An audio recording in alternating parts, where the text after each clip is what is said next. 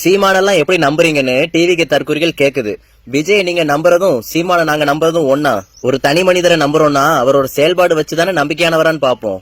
அப்போ ஒரு தலைவர் தேர்ந்தெடுக்கும் போது அவரோட செயல்பாடுகளை பார்க்க வேண்டாமா? விஜய் எந்த காலத்துல நின்னு இருக்காரு, சீமான் எந்த காலத்துல நிக்கல.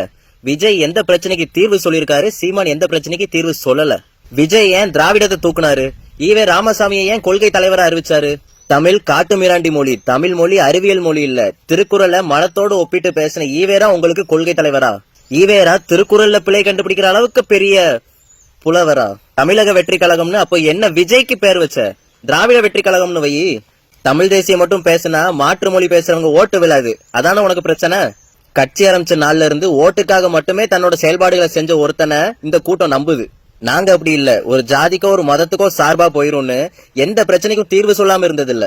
கண்ணை மூடி நல்லது செஞ்சிருவாருன்னு விஜய நீங்க நம்புறதுக்கும், கண்ணை திறந்து ஒவ்வொரு களத்திலையும் கூட நின்னு தீர்வு சொன்ன சீமான நாங்க நம்புறதுக்கும் வேறுபாடு இருக்கு. 2026 தேர்தல்ல திமுக, அதிமுக, காங்கிரஸ், பாஜக, அப்புறம் நம்ம திராவிட செராக்ஸ் விஜய்க்கு தான் உன் ஓட்ட போடுவேன்னா போடு.